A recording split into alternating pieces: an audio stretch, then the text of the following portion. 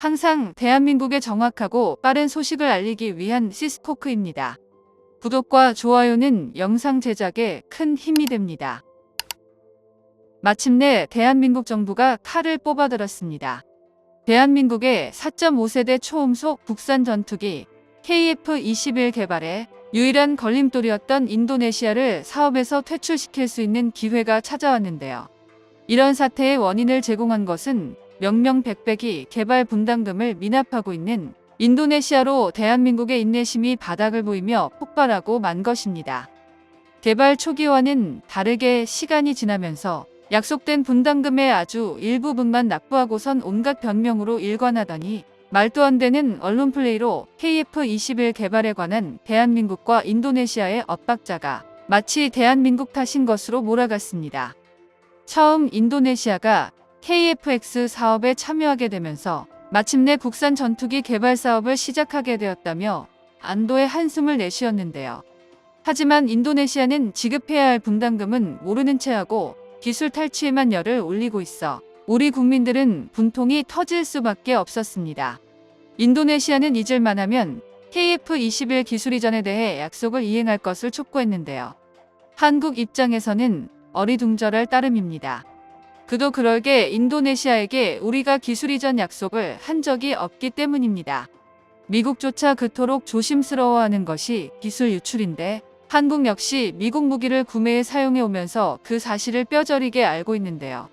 오죽하면 미국에서 돈을 주고 구매한 F-35 전투기의 경우 봉인지를 붙여 함부로 기체를 뜯어보지 못하도록 하며 기본적인 정비조차 못하도록 막고 있습니다. 그런데 제대로 된 신뢰관계도 없는 인도네시아에 한국이 선뜻 첨단 전투기 기술을 내어주겠다는 약속을 했을 리가 없는데요.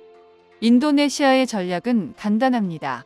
한국이 그런 약속을 했는지 어땠는지는 상관없고 아무튼 한국이 약속을 어겼다고 목소리를 높이면 그런 여론이 형성될 것이라는 식입니다. 그런데 이런 전략에는 인니 언론은 물론이고 국방부 고위 담당자들 역시 동참하고 있습니다. 인도네시아 국방차관은 인터뷰를 통해 KF-21은 분명히 가치 있는 전투기다라고 말하며 프로젝트에 참가하는 인도네시아 연구자 수를 100명 이상으로 늘릴 것을 요구했습니다. 인도네시아 엔지니어가 프로젝트의 기여자 목록에 일정 숫자 이상 들어갈 것을 요구한 셈인데요. 인도네시아가 파견한 엔지니어를 통해 KF-21에 들어갈 핵심 기술을 몰래 빼돌리려고 했던 것입니다. 가장 결정적으로 지난 10월 4일에 열린 인도네시아 한국 전투기 조달 회의에서 인도네시아의 진위를 알 수 있었습니다. 연체 분담금 문제에 대해 재협상이 필요하다면서 인도네시아 정부는 전투기 프로젝트를 위한 기술 이전 참여에 대해 언급했는데요. 인도네시아 대통령 비서실장은 회의를 통해 재무부가 연체 분담금에 대해 허락을 해야 한다고 말하며 가장 중요한 분담금 납부 의무에 대해서는 변명하는 모습을 보였습니다. 그러면서 연구개발에 한국이 적극적인 모습을 보여야 한다고 말했는데요.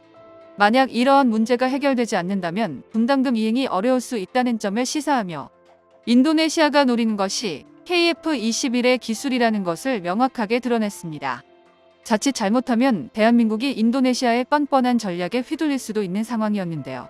인도네시아가 연체 중인 KF-21 개발 분담금은 이제 1조 원 가까이 불어났으며 연체 이자를 생각한다면 1조 원을 훌쩍 뛰어넘습니다. 2019년 1월에 일정 금액을 납부한 뒤 무려 4년 가까이 약속을 지키지 않고 질질 끌고 있는 건데요. 그렇다 보니 예정된 분담금이 쌓이고 쌓여 계속해서 불어나는 실정입니다. 아닌 게 아니라 인도네시아도 현재 연체 상황에 대해 자국의 예산 부족을 핑계로 삼고 있습니다. 인니의 주장은 자신들은 주고 싶은 마음이 굴뚝 같지만 줄 돈이 없다는 것인데요. 하지만 당연히 인니의 변명이 사실이라고 믿기는 힘듭니다. 1조 원이라는 돈이 정말로 어마어마한 금액인 건 맞지만 국가 단위에서는 충분히 전용할 수 있는 액수입니다.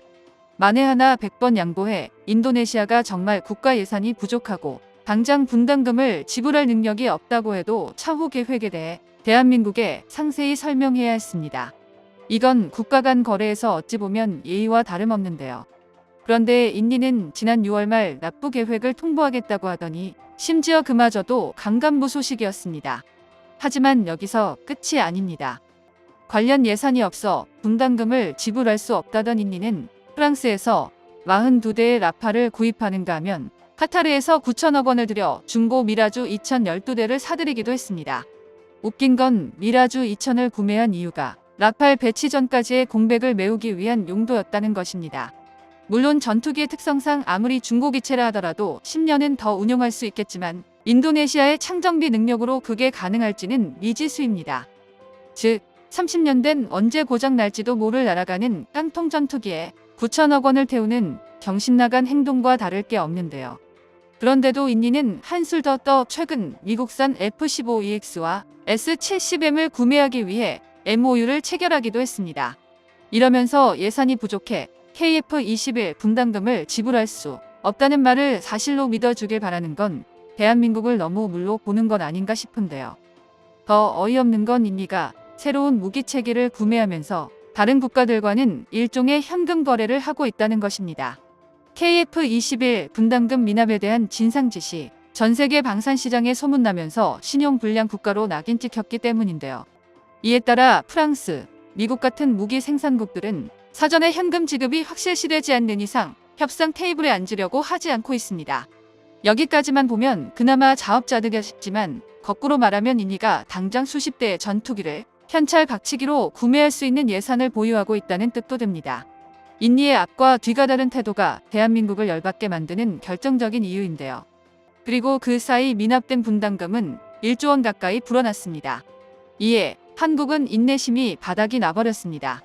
최근 방위사업청은 인도네시아가 개발 분담금 1조 원을 미납 중인 현 사태의 해결을 위해서 사업 전반에 대한 원점 재검토를 고려하고 있다고 밝혔습니다. 인도네시아 입장에서는 배짱을 부리다가 죽도 밥도 안 되게 생긴 상황인데요. 더군다나 최근 폴란드와 UAE의 사업 참여 가능성이 떠오르면서 대한민국으로는 아쉬울 것 하나 없는 상황입니다. 우선 폴란드는 공식적인 채널을 통해 지난 2022년부터 KF-21 블록2 개발 단계에 참여하고 싶다는 의사를 밝혀왔습니다. UAE 역시 폴란드와 마찬가지로 인니의 분담금을 자신들이 부담하는 방법을 제안한 것으로 알려져 있는데요. 이에 일각에서는 대한민국과 인니, UAE의 삼국 간의 협력체계 구축 가능성도 높다고 주장하고 있습니다. 기술 이전만 받고 KF-21에서 발을 빼려고 했던 인도네시아의 계획은 완전히 무산될 것이 확실시되고 있는데요. 더 이상 인니에게 끌려다니는 게 아니라 당장 퇴출시키고 다른 나라와 공동개발을 결정해 인니의 높은 코를 납작하게 해줘야 합니다. 시한부 인생인 인니가 퇴출당하는 모습이 하루빨리 오기를 바랍니다. 정보가 도움되셨다면 구독과 좋아요 부탁드립니다. 이상 시스코크입니다.